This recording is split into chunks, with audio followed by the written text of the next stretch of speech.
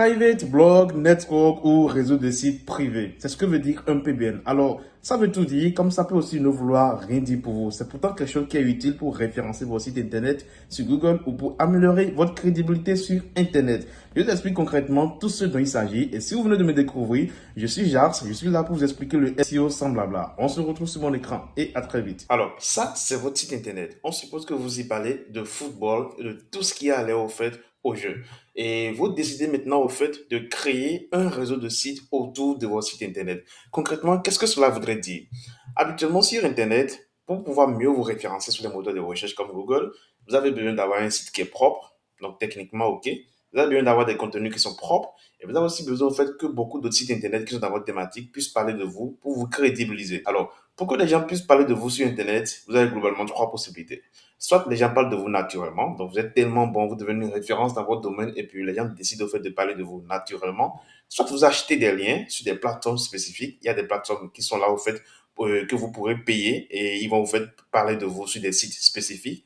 Ou soit vous-même, vous allez décider au fait de créer votre propre réseau de sites. Qu'est-ce que cela voudrait encore dire de façon encore plus simple? Si vous devez être tellement bon pour qu'on puisse parler de vous, ça va prendre du temps. Ça prend du temps. On suppose donc que vous avez un site qui parle de football et vous devez être tellement bon au fait de vous faire remarquer dans votre thématique pour que les gens puissent parler de vous. Et ça prend sacrément du temps, très souvent.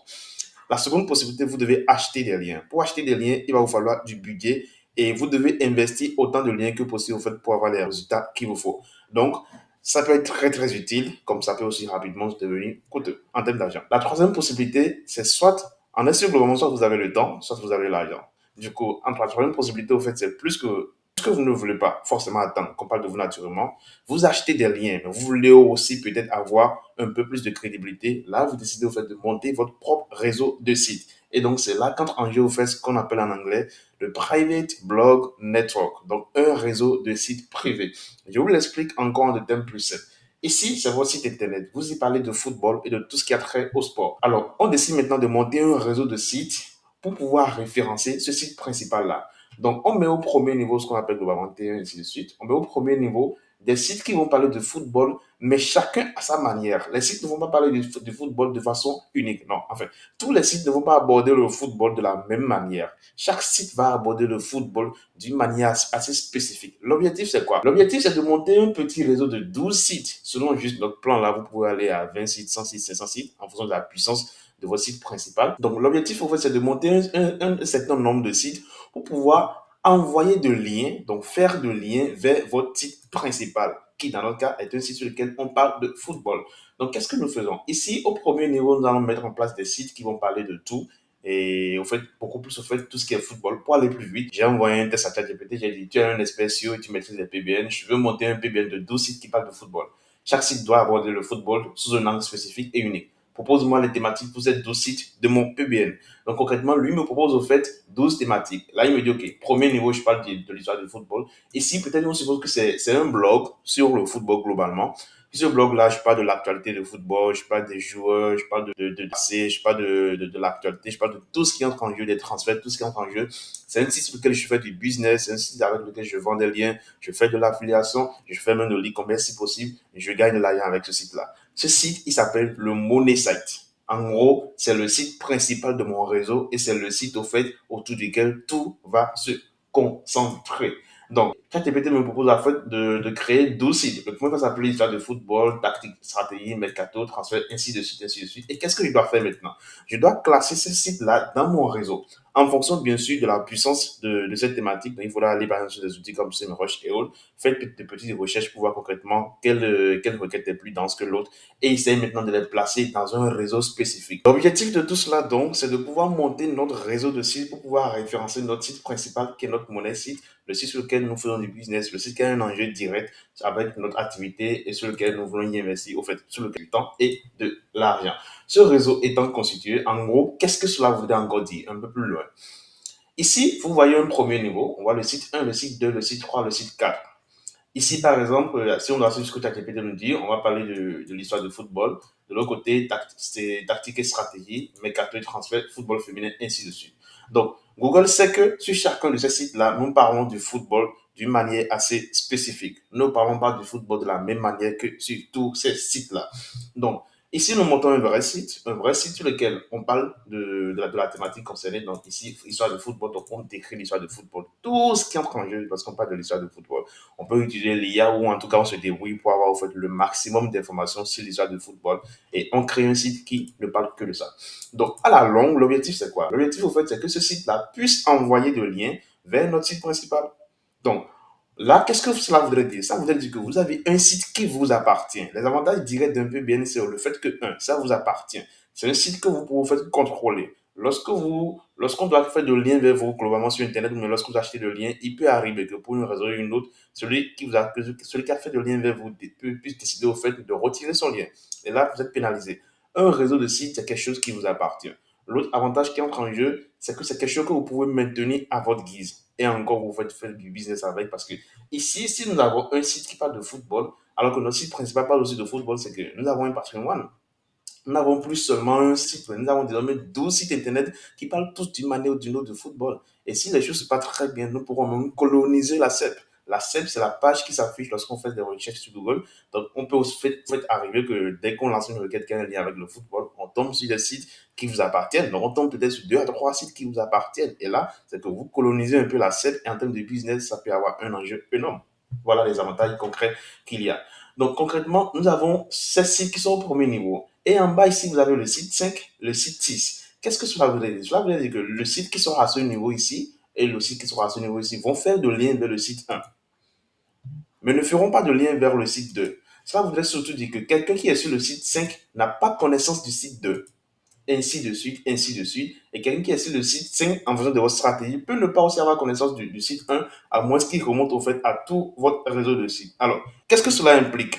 Cela implique que vous devrez faire attention pour éviter tout ce qu'on appelle les footprints. Les footprints, c'est des traces parce que, comme vous le voyez visiblement, vous allez essayer de manipuler un griffe Google pour aller beaucoup plus vite que prévu. Vous devez donc monter un réseau de sites pour pouvoir référencer votre site principal. Ce faisant, vous devrez tout faire pour que jamais Google ne puisse au fait remonter tout votre réseau. Vous devrez tout faire pour que jamais au fait, concrètement, un internaute au fait ne puisse remonter et n'aura pas grand-chose à voir avec le site 2, à part que c'est vous qui êtes derrière. Et pour ça, il y a plein de choses qui entrent en jeu. Donc là, j'ai apprêté ce petit fichier où je vous parle globalement des petits trucs qui entrent en jeu. Premier élément, lorsqu'on parle de PBN, ça va être le nom de domaine. Parce que le site internet est constitué d'un nom de domaine. Si je prends par exemple ce site-là, il y a ça, c'est un nom de domaine. Et derrière, le site est hébergé sur. Les fichiers sont hébergés sur les fichiers sont sur un hébergeur spécifique. Premier élément qui entre en jeu, ça va être les noms de domaine. Pour les noms de domaine, vous aurez 2 possibilités. Soit vous partez sur ce qu'on appelle les noms de domaine expirés. Les noms de domaine expirés, ce sont des domaines qui ont déjà existé, qui ont déjà fait leurs preuves et qui ont expiré. Expiré parce que le propriétaire ne les a probablement, au fait, pas renouvelés. Donc, vous, au fait, vous les reprenez. Vous partez beaucoup plus vite. Vous ne commencez plus le travail à zéro. Mais attention, il y a beaucoup de choses qui entrent en jeu lorsqu'il s'agit de choisir le bon nom de domaine. Pour choisir le bon nom de domaine, au fait, vous devez mettre beaucoup d'efforts pour pouvoir identifier un domaine qui n'est pas spammé, un domaine qui est dans votre thématique, donc un domaine qui n'est pas trop loin, par exemple, de football dans notre cas. On ne peut pas vouloir faire un PBN, donc on va vouloir faire un réseau de sites dans le football et aller choisir des domaines inspirés qui parlaient de la cuisine. Ça n'a rien à voir. Bien sûr, ça n'a absolument rien à voir. Du coup, il faudra en fait faire du mieux que possible pour être dans la thématique. Donc, un domaine avec de bonnes métriques aussi. Et surtout, un domaine qui n'est pas spammé. Parce que globalement, sur Internet, vous avez plein de domaines qui sont spammés, plein de sites Internet qui subissent des spams et donc les propriétaires les laissent tomber. Et vous, il y a des plateformes sur lesquelles vous pouvez en fait, retrouver ce domaine. Nous avons le plus connu en griffe, expertdomaine.net. Vous avez giftdom.com pour du .fr. Vous avez Domaine Nation, vous avez Expiratio, vous avez d'autres outils comme Domaine Dojo qui peuvent être intéressants aussi pour vous aider dans la section de vos domaines expirés. L'autre chose qui entre en jeu, ça va être le MD. Le MD, c'est aussi un nom de domaine, mais ici, c'est Exact Match Domaine. Donc, un domaine qui est beaucoup plus proche, au fait, de votre thématique. Donc, de façon plus concrète, un Exact Match Domaine, au fait, dans notre cas, ça va être, par exemple, actualité football.com, mercatotransfert.com. En gros, au fait, c'est un domaine dans lequel on retrouve, au fait, un mot-clé principal qui a un lien direct avec votre activité. Et ça peut être rapidement utile, par exemple, très souvent pour monter un money site, donc pour monter le site principal de votre site. L'idéal, au fait, enfin, le moins, le plus simple, le plus utile, c'est de partir sur une. Et pour monter, au fait, les sites qui sont en bas, c'est de partir sur des inspirés, donc des domaines qui ont déjà inspiré, de faire la sélection de domaines qui ont très bons domaines inspirés pour pouvoir, en fait, aller un peu plus vite. Ça, c'est un fait. Donc, le choix du domaine, ça va dépendre en fait de votre objectif, de si c'est un money site ou pas, et de concrètement votre budget aussi, parce que les domaines inspirés coûtent parfois beaucoup plus cher, sinon un peu plus cher quand même globalement, que les domaines neufs. Les domaines neufs coûtent pratiquement 8 euros, 10 euros, ainsi de suite, 10 dollars, ainsi de suite. Mais les domaines inspirés peuvent avoir des prix variés en fonction de leur puissance. Parce qu'un seul domaine inspiré peut vous amener très haut, comme aussi un domaine peut vous amener très bas, si vous choisissez mal ce domaine inspiré-là. Donc, c'est un aspect sur lequel vous devrez faire le plus attention possible. L'autre aspect qui entre en jeu, ça va être l'hébergement. Alors, souvenez-vous, je vous expliquais qu'au fait, il ne faudrait pas que Google puisse remonter tous ces sites-là. Et on est d'accord que si on met ces 12 sites sur le même hébergement sans rien départager, c'est que Google finira forcément par faire le lien. Il y a trop de choses qui entrent en jeu lorsque tous les sites sont sur le même hébergement. Alors pour ça, une des solutions, ce sera en fait d'utiliser des hébergements diversifiés. Donc, vous pouvez opter pour des hébergements pour plusieurs hébergements. Sauf que 12 hébergements pour 12 sites internet, ça devient rapidement coûteux. Donc, l'une des solutions, en fait, c'est d'utiliser, en fait, des systèmes qui vous permettent d'avoir des adresses IP différentes. Il y a des hébergements pareils ou un système de l'une comme chez O2Suite. O2Suite.fr, c'est une plateforme où vous pouvez acheter votre hébergement, tout ce qui va avec. C'est quelque chose que j'utilise personnellement. Et je les recommande sans affiliation systématiquement. Je les recommande parce qu'ils sont globalement efficaces avec un SAV qui est très réactif pour vous assister au cas où vous en aurez des hébergements cloud ou des VPN, des services d'hébergement cloud, des VPN pour masquer l'origine des IP peut aider à minimiser le risque de détection. Tout cela, en vrai, tout se résume au fait dans ce qu'on appelle globalement le footprint. Le footprint, c'est juste l'empreinte, donc les traces de votre VPN. Il ne faudrait pas que vous laissiez des traces. Il ne faudrait pas que Google puisse remonter à votre VPN. Donc, pour ça, vous devez faire attention à un certain nombre de trucs entre lesquels vous avez une adresse mail. Vous ne pouvez pas vouloir que Google n'identifie pas ce site-là comme un site vous appartenant à vous en mettant la même adresse email partout. Ça ne passera pas. Donc, il faudra créer des adresses différentes. Ce que nous fait globalement, on peut créer simplement contact nom de domaine à chaque fois. Donc ici, par exemple, le site s'appelle activefootball.com, ça va être contact activefootball.com. Ici, ça va être contact histoiredefootball.com, quelque chose de bien à chaque fois, en fait. Du coup, évitez de mettre, par exemple, tontonjas.gmail.com à chaque fois partout, ce serait directement un footprint et ça ne passerait pas. Un footprint, c'est une empreinte, pour faire simple. Ne pas utiliser les mêmes thèmes WordPress. Alors, globalement, les PBN, pour aller plus vite, on les développe souvent sur WordPress ou bien sous. On est tenté, au fait, d'utiliser à chaque fois les mêmes thèmes, les mêmes plugins. Non, c'est une erreur. Évitez au maximum de partir sur les mêmes thèmes ou de partir sur les mêmes plugins parce que vous pouvez rapidement vous faire pénaliser. L'autre chose qui entre en jeu, ça va être, au fait, les contenus. Les contenus, le design, vous devez, au maximum varier vos contenus. Aujourd'hui, avec l'IA, vous pouvez varier au maximum vos contenus pour avoir des contenus qui sont très uniques et qui sont très diversifiés aussi. D'autant plus que les sites ne parlent pas tous de la même chose, sont tous dans la même thématique, mais ne parlent pas tous de la même chose. Donc, en fait, c'est assez varié et c'est assez simple. Vous devez éviter les liens évidents, les sites comme les informations ou des adresses email, les informations de contact partagées, spinner les mentions légales et les autres informations. En gros, lorsqu'on parle de spinning, qu'est-ce qu'on essaie de dire par là? Le spinning, c'est de la réécriture, mais intelligente. En gros, c'est une réécriture intelligente. Quelqu'un où on dit en gros, le football, Cristiano Ronaldo a été l'un des meilleurs joueurs du football. Lionel Messi a été l'un des meilleurs joueurs du football. On va dire, au fait, on va dire la même chose d'une autre manière. Donc, le spinning est une technique en SEO qui nous permet au fait d'avoir les mêmes tests, mais de façon différente, le nombre de fois qu'on veut. Donc, vous pouvez l'avoir 10 fois. Donc, si on veut avoir au fait 12 sites dans notre réseau, c'est qu'on va spinner les informations statiques comme les mentions légales. On va pas dire, on va avoir les mêmes mentions légales sur les 12 sites. Ce serait directement un footprint et ça ne passerait pas. Donc, ce qu'on peut simplement avoir au fait, ce sera en fait des mentions légales qui sont uniques à chaque fois. Et là, ça vous avantage mieux. L'autre chose qui va entrer en jeu, ça va être les contenus, tout ce qui va avec. Les contenus, en fait, un site, les constitués de contenu, donc test, image. Et au niveau des contenus, faites l'effort d'avoir des contenus propres sur ma chaîne YouTube. Donc, sur cette chaîne, j'ai fait une dernière vidéo où j'ai montré un prompt GPT, ou en gros, un assez détail qui vous permettra en fait d'avoir des tests pour remplir votre PBN. C'est assez utile parce qu'un blog, c'est des PBN. Enfin, un blog, c'est des tests. Et les tests, il faut que les tests soient qualitatifs. Surtout aujourd'hui, on a de l'IA partout. Il faut que vous fassiez l'effort d'avoir des contenus qui sont assez riches et des contenus qui sont assez